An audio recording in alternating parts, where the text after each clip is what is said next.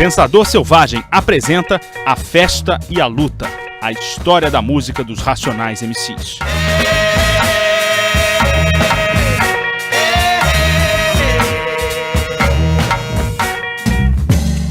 Salve, camaradas! Começa agora o podcast Pensador Selvagem, pesquisando sempre processos criativos e fluxos poéticos. Essa é a nossa onda. Estamos no Facebook, Pensador Selvagem, curte lá. Hoje vamos contar a história dos Racionais MCs e suas relações com o rap, com a música brasileira, com a música americana, com a cidade de São Paulo e com questões culturais mais amplas.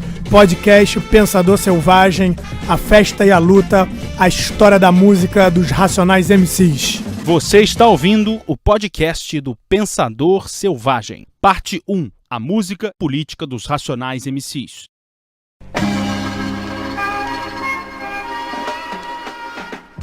Salve, camaradas! Começa agora o nosso podcast e nessa primeira parte eu vou tentar fazer para vocês uma introdução sobre as relações entre a música e a política na obra dos Racionais, porque normalmente as pessoas, logo que pensam nos Racionais, associam eles a um rap político, e faz todo sentido pensar isso.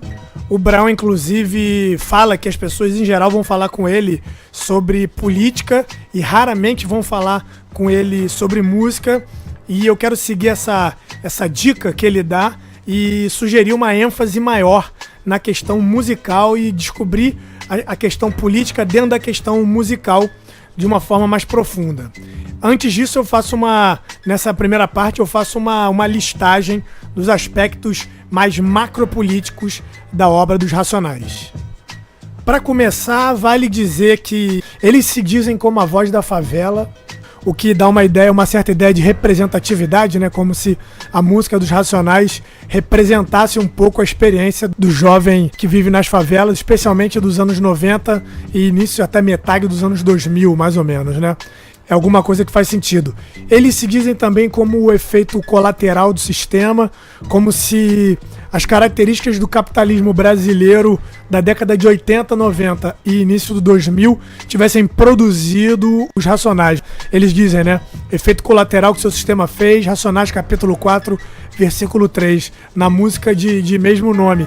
E é alguma coisa que faz muito sentido porque durante os anos 90 a gente teve um neoliberalismo acentuado, né? Você tem políticas de governo que acentuam o neoliberalismo e que levam à financiarização da economia, flexibilização de direitos e uma produção de gente desempregada altíssima. Os Racionais seriam um pouco o efeito dessas políticas. Então, nesse sentido, é bem possível pensar os Racionais como alguma coisa política mesmo. Em relação tem também a ideia de uma ruptura com o mito da democracia racial, né? No Brasil a gente tem essa ideia que já está, inclusive, internalizada na cultura do senso comum, assim, de que as classes vivem harmoniosamente e que não haveria um racismo como no caso americano, onde você tem uma divisão muito clara entre negros e brancos e uma oposição e uma hostilidade, inclusive, e isso no Brasil não se refletiria. E no caso dos Racionais parece que eles fissuram um pouco essa história da democracia racial, mostram de forma aberta uma certa ferida do racismo brasileiro. Faz todo sentido também pensar isso. Os Racionais compareceram em todas as comissões nacionais para a promoção da igualdade racial. Eles também falam nas músicas sobre uma certa revolta com a segregação espacial, né? Não somente a segregação racial, mas a segregação espacial na cidade de São Paulo, por conta de uma oposição entre centro e periferia, que no Rio de Janeiro talvez seja menos clara, já que o asfalto e a favela se misturam mais fortemente aqui no Rio do que em São Paulo. Dá até para pensar se isso tem alguma relação com a hostilidade que o rap de São Paulo tem, né, com a fúria que o rap de São Paulo tem e com uma certa conciliação que o rap do Rio faz, né? Se a gente pensar em nomes como o MV Bill, que é um camarada que tem um trabalho muito interessante, ou Marcelo D2, são, por exemplo, grandes nomes do rap do Rio que dialogam muito mais com as forças do poder, fazem algum tipo de conciliação com a indústria da mídia, por exemplo, muito mais do que os Racionais sempre fizeram, como se em São Paulo essa hostilidade entre o poder e algum tipo de resistência ficasse mais evidente do que aqui no Rio. Além disso, os Racionais fissuram uma certa ideia de um povo brasileiro harmônico, né, harmonioso, de uma certa unidade, e estabelecem uma fissura na hora que eles salientam a coisa da identidade negra e acreditam numa coisa mais de uma negritude do que numa ideia de ser o moreno, né, do mestiço brasileiro que comporia essa unidade nacional. Os Racionais de alguma forma rompem com isso na sua música.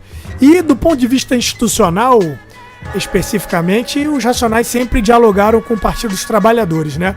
Eles inclusive fazem um arco temporal muito curioso com as eleições do Lula. Você tem a primeira eleição em que o Lula disputa a presidência em 1989 e os Racionais lançam o primeiro disco, Holocausto Urbano, em 89.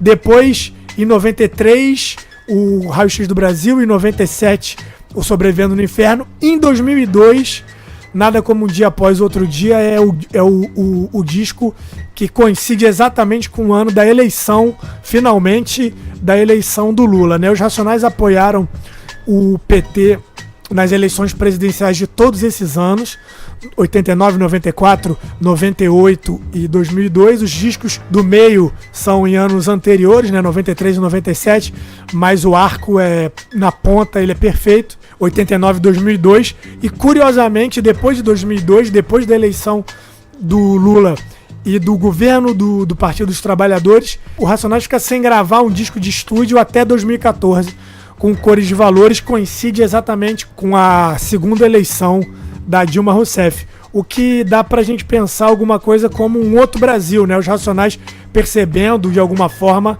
uma certa mudança no Brasil e a música deles tentando entender como esse Brasil ia se configurar ao longo do tempo. E aí dá pra gente pensar o trabalho dos Racionais muito relacionado ao Brasil dos anos 90 até início dos anos 2000.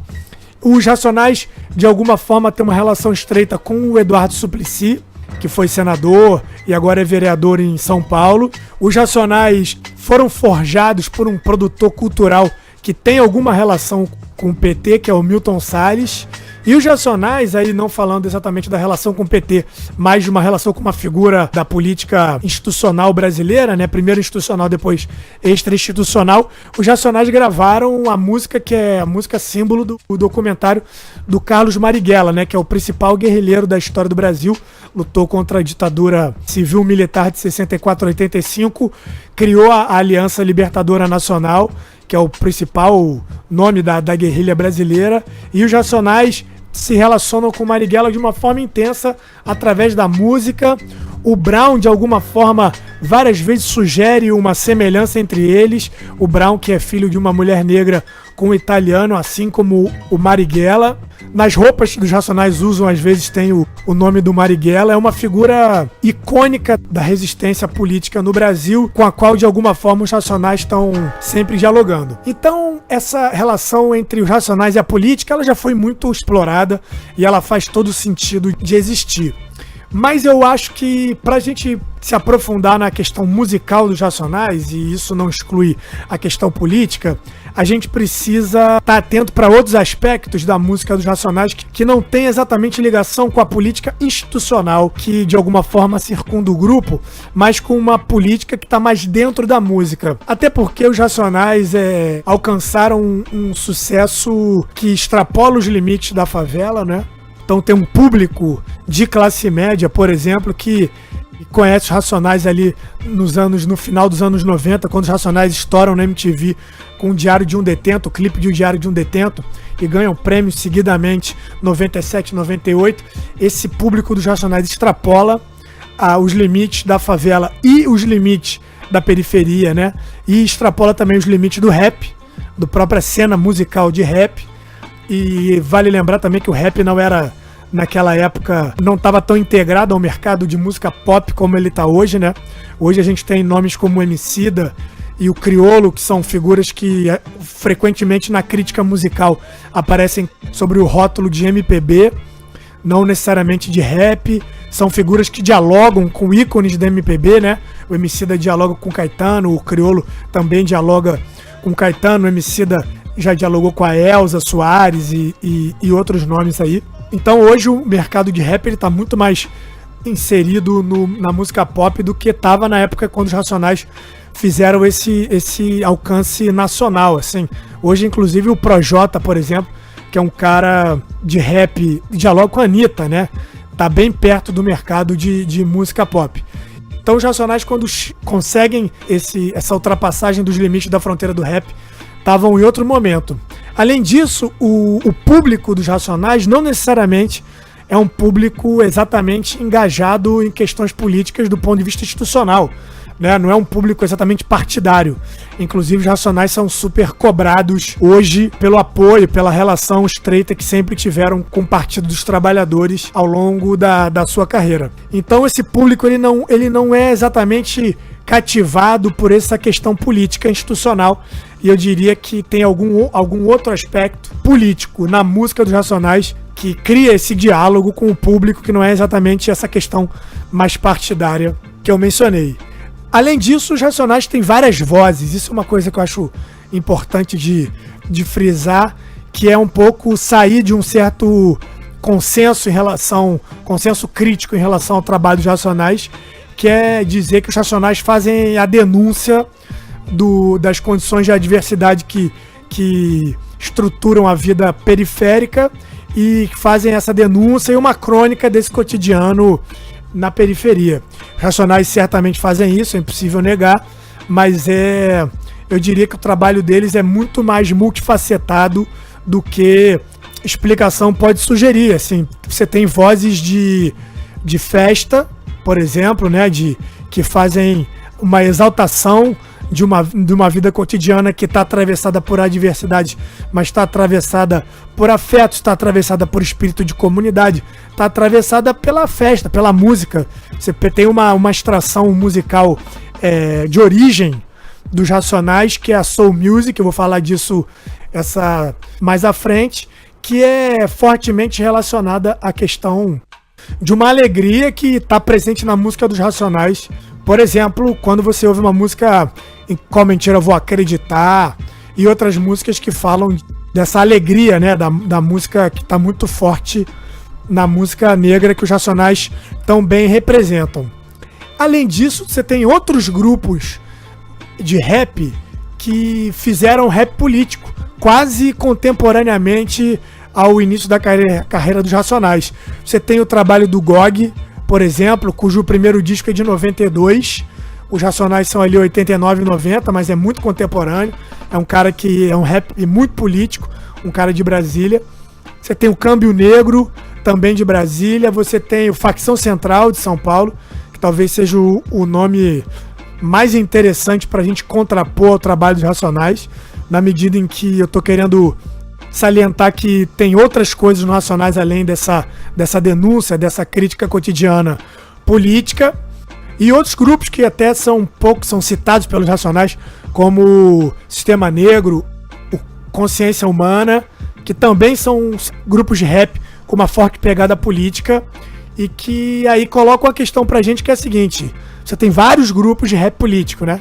Porque os Racionais têm esse prestígio, essa proeminência dentro da cena de rap.